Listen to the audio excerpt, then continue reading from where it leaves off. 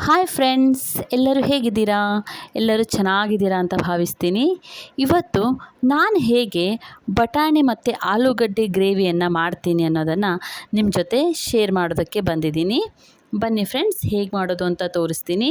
ಇಲ್ಲಿ ನೋಡಿ, ನಾನಿವಾಗ ರಾತ್ರಿ 1 ಕಪ್ ಬಟಾಣಿಯನ್ನು ನೀರಲ್ಲಿ ನೆನೆಸಿಟ್ಟಿದ್ದೆ. ಇವಾಗ ಅದನ್ನು ವಾಶ್ ಮಾಡಿ ಕುಕ್ಕರಿಗೆ ಹಾಕೋತಾ ಇದ್ದೀನಿ. ನಂತರ ಇದಕ್ಕೆ ನಾನು 2 ಆಲೂಗಡ್ಡೆಯನ್ನು ಚೆನ್ನಾಗಿ ಸಿಪ್ಪೆಯನ್ನು ತೆಗೆದು ವಾಶ್ ಮಾಡಿ ದೊಡ್ಡ ದೊಡ್ಡ ಪೀಸಾಗಿ ಕಟ್ ಮಾಡಿಟ್ಕೊಂಡು ಹಾಕಿದ್ದೀನಿ. ಇದಕ್ಕೆ ಸ್ವಲ್ಪ ಉಪ್ಪನ್ನು ಸೇರಿಸ್ತಿದ್ದೀನಿ. ನಂತರ ತರಕಾರಿ ಬೇಯೋದಕ್ಕೆ ಬೇಕಾಗಿರುವಷ್ಟು ನೀರನ್ನು ಹಾಕಿ ಕುಕ್ಕರ್ ಮುಚ್ಚಳವನ್ನು ಮುಚ್ಚಿ 2 ವಿಸಿಲ್ ಆಗೋದಕ್ಕೆ ಬಿಟ್ಟಿದ್ದೀನಿ. ನೆಕ್ಸ್ಟ್ ಇಲ್ಲಿ ನಾನಿವಾಗ ಮಸಾಲೆ ಹೇಗೆ ರೆಡಿ ಮಾಡೋದು ಅಂತ ತೋರಿಸ್ತೀನಿ. ಬನ್ನಿ, ಒಲೆ ಮೇಲೆ ಒಂದು ಪ್ಯಾನನ್ನು ಇಟ್ಟಿದ್ದೀನಿ. ಪ್ಯಾನ್ ಬಿಸಿ ಆದಮೇಲೆ ಅದಕ್ಕೆ ಸ್ವಲ್ಪ ಎಣ್ಣೆಯನ್ನು ಹಾಕಿ ದೊಡ್ಡದಾಗಿರುವಂಥ 2 ಈರುಳ್ಳಿಯನ್ನು ಕಟ್ ಮಾಡಿ ಈ ಥರ ಫ್ರೈ ಮಾಡ್ಕೋತಾ ಇದ್ದೀನಿ. ಇದು ಒಂದು ಅರ್ಧ ಭಾಗದಷ್ಟು ಫ್ರೈ ಆದಮೇಲೆ ಇದಕ್ಕೆ ಕಟ್ ಮಾಡಿ ಇಟ್ಕೊಂಡಿರುವಂಥ 3 ಟೊಮೆಟೊವನ್ನು ನಾನು ಇವಾಗಿಲ್ಲಿ 3 ಟೊಮೆಟೊನ ತೊಗೊಂಡಿದ್ದೀನಿ. ಅದನ್ನು ಫ್ರೈ ಮಾಡ್ಕೊತಾ ಇದ್ದೀನಿ. ಇದು ಸ್ವಲ್ಪ ಸಾಫ್ಟ್ ಆಗಬೇಕು ಟೊಮೆಟೊ. ಇದು ಚೆನ್ನಾಗಿ ಫ್ರೈ ಆದಮೇಲೆ ಇದಕ್ಕೆ ನಾನಿವಾಗ 1 ಪೀಸ್ ಚಕ್ಕೆಯನ್ನು ಹಾಕ್ತಾಯಿದ್ದೀನಿ. 1 ಪೀಸ್ ಚಕ್ಕೆಯನ್ನು ಹಾಕ್ತಾಯಿದ್ದೀನಿ. ಇದಕ್ಕೆ ನಾನು ಯಾವುದೇ ಥರ ಲವಂಗ, ಏಲಕ್ಕಿ ಆ ಥರ ಯಾವುದನ್ನು ಯೂಸ್ ಮಾಡ್ತಾಯಿಲ್ಲ. ಚಕ್ಕೆ ಮಾತ್ರ ಯೂಸ್ ಮಾಡ್ತಿದ್ದೀನಿ. ನೆಕ್ಸ್ಟು ಒಂದು 10ರಿಂದ 12 ಗೋಡಂಬಿಯನ್ನು ಸಹ ಹಾಕಿದ್ದೀನಿ. ಗೋಡಂಬಿಯನ್ನು ಹಾಕೋದ್ರಿಂದ ಮಸಾಲೆ ಸ್ವಲ್ಪ ತಿಕ್ಕಾಗಿ ಬರುತ್ತೆ ಅಂತ, ಟೇಸ್ಟ್ ಕೂಡ ಚೆನ್ನಾಗಿರುತ್ತೆ.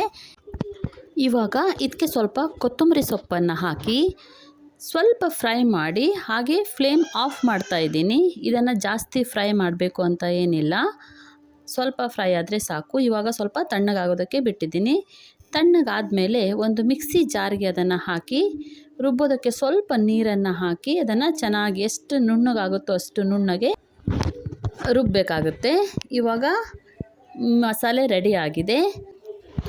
ಇವಾಗ ಒಗ್ಗರಣೆಗೆ ಒಂದು ಬಾಣಲೆಯನ್ನು ಒಲೆ ಮೇಲೆ ಇಟ್ಟಿದ್ದೀನಿ.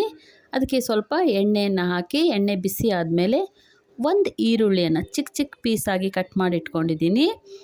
ಮಸಾಲೆ ರುಬ್ಬೋದಕ್ಕೆ ನಾನು 2 ಈರುಳ್ಳಿಯನ್ನು ಯೂಸ್ ಮಾಡಿದ್ದೆ. ಇಲ್ಲಿ 1 ಈರುಳ್ಳಿಯನ್ನು ಯೂಸ್ ಮಾಡ್ತಾಯಿದ್ದೀನಿ. ಸ್ವಲ್ಪ ಫ್ರೈ ಆದಮೇಲೆ ಅದಕ್ಕೆ 2 ಹಸಿಮೆಣಸನ್ನು ನಾನು ಹಾಕಿ ಫ್ರೈ ಮಾಡ್ಕೊತಾ ಇದ್ದೀನಿ. ಈ ಟೈಮಲ್ಲಿ ಇದಕ್ಕೆ 1 ಚಮಚ ಶುಂಠಿ ಬೆಳ್ಳುಳ್ಳಿ ಪೇಸ್ಟನ್ನು ಸಹ ಹಾಕ್ತಾಯಿದ್ದೀನಿ. ಫ್ರೆಂಡ್ಸ್, ನಿಮ್ಮ ಕಡೆ ಶುಂಠಿ ಬೆಳ್ಳುಳ್ಳಿ ಪೇಸ್ಟ್ ಇಲ್ಲ ಅಂತ ಹೇಳಿದ್ರೆ ನೀವು ಮಸಾಲೆಯನ್ನು ರುಬ್ಬುವಾಗ ಫ್ರೈ ಮಾಡೋದಕ್ಕೆ ಈರುಳ್ಳಿ ಟೊಮೆಟೊ ಎಲ್ಲ ಹಾಕಿದ್ದೀನಲ್ವ, ಅದೇ ಟೈಮಲ್ಲಿ ಶುಂಠಿ ಮತ್ತು ಬೆಳ್ಳುಳ್ಳಿಯನ್ನು ಫ್ರೈ ಮಾಡ್ಕೊಂಡು ಕೂಡ ನೀವು ಹಾಕ್ಬೋದು. ಇವಾಗ ಶುಂಠಿ ಬೆಳ್ಳುಳ್ಳಿ ಪೇಸ್ಟ್ ಹಾಕಿ ಅದಕ್ಕೆ ಸ್ವಲ್ಪ ಅರಿಶಿನ ಪುಡಿಯನ್ನು ಹಾಕಿದ್ದೀನಿ. ನಂತರ ಇದಕ್ಕೆ 1.5 ಚಮಚದಷ್ಟು ಧನಿಯಾ ಪುಡಿಯನ್ನು ಯೂಸ್ ಮಾಡ್ತಾಯಿದ್ದೀನಿ. ಧನಿಯಾ ಪುಡಿಯನ್ನು ಹಾಕಬೇಕು. ನಂತರ ಇದಕ್ಕೆ ನಾನು 1 ಚಮಚ ಖಾರದ ಪುಡಿಯನ್ನು ಯೂಸ್ ಮಾಡ್ತಿದ್ದೀನಿ. ನೀವು ಖಾರ ನೋಡಿಕೊಂಡು ನಿಮಗೆ ಎಷ್ಟು ಬೇಕೋ ಅಷ್ಟು ಹಾಕ್ಕೊಳ್ಳಿ. ನಾನಿಲ್ಲಿ ಜಾಸ್ತಿ ಖಾರವನ್ನು ಯೂಸ್ ಮಾಡ್ತಿಲ್ಲ, ಮನೆಯಲ್ಲಿ ಮಕ್ಕಳು ಜಾಸ್ತಿ ಖಾರ ತಿನ್ನಲ್ಲ ಅಂತ. ನಂತರ ಇದಕ್ಕೆ ಒಂದು ಅರ್ಧ ಸ್ಪೂನ್ ಗರಂ ಮಸಾಲೆ ಪೌಡ್ರನ್ನು ಹಾಕಿ ಚೆನ್ನಾಗಿ ಫ್ರೈ ಮಾಡ್ಕೊತೀನಿ. ಇದು ಇವಾಗ ಚೆನ್ನಾಗಿ ಎಣ್ಣೆಯಲ್ಲಿ ಫ್ರೈ ಮಾಡಬೇಕಾಗುತ್ತೆ.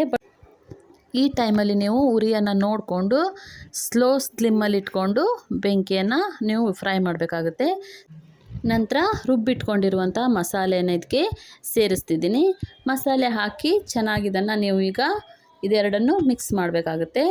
ಚೆನ್ನಾಗಿ ಇದೆರಡು ಮಿಕ್ಸ್ ಆದಮೇಲೆ ಇದನ್ನು ನೀವು ಸ್ವಲ್ಪ ಫ್ರೈ ಮಾಡ್ಕೋಬೇಕಾಗುತ್ತೆ. ಒಂದು ಸ್ವಲ್ಪ ಹೊತ್ತು ಇದು ಚೆನ್ನಾಗಿ ಫ್ರೈ ಆಗಬೇಕು. ಸ್ವಲ್ಪ ಹೊತ್ತು ಚೆನ್ನಾಗಿ ಹಾಗೆ ಇದನ್ನು ಫ್ರೈ ಆಗೋದಕ್ಕೆ ಬಿಟ್ಟು ನಂತರ ಇದಕ್ಕೆ ನಾನಿವಾಗ ಬೇಯಿಸಿ ಇಟ್ಕೊಂಡಿರುವಂತಹ ಆಲೂಗಡ್ಡೆ ಮತ್ತು ಬಟಾಣಿಯನ್ನು ಸೇರಿಸ್ತಾ ಇದ್ದೀನಿ. ಇದನ್ನು ನೀರು ಸಮೇತನೇ ನಾನು ಹಾಕ್ತಾಯಿದ್ದೀನಿ. ಇದರಲ್ಲಿ ಯಾವುದೇ ನೀರನ್ನು ನಾನು ತೆಗೆದಿಡ್ತಾ ಇಲ್ಲ. ಇವಾಗ ನೀವು ಇದನ್ನು ನೋಡಿಕೊಂಡು ನಿಮಗೆ ನೀರು ಎಷ್ಟು ಬೇಕೋ ಅಷ್ಟು ನೋಡಿಕೊಂಡು ಹಾಕಿ. ನಾನಿವಾಗ ಇದಕ್ಕೆ ಇನ್ನೂ ಒಂದು ಸ್ವಲ್ಪ ಮಸಾಲೆ ರುಬ್ಬಿದಂಥ ಜಾರಿಗೆ ಸ್ವಲ್ಪ ನೀರು ಹಾಕಿ ಅದನ್ನು ಸಹ ಇದಕ್ಕೆ ಹಾಕ್ತಾಯಿದ್ದೀನಿ.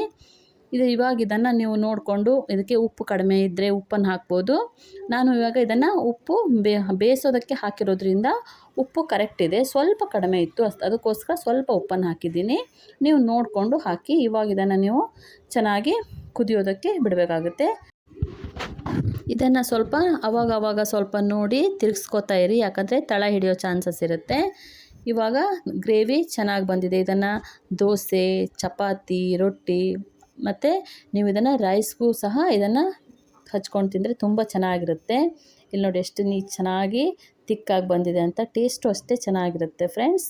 ನೀವು ಒಂದು ಸಲ ಮನೆಯಲ್ಲಿ ಸಿಂಪಲ್ ಆಗಿರುವಂಥ ಈ ಬಟಾಣಿ ಗ್ರೇವಿಯನ್ನು ಮಾಡಿ ಹೇಗೆ ಬಂದಿದೆ ಅಂತ ಕಮೆಂಟ್ ಮಾಡಿ ತಿಳಿಸಿ.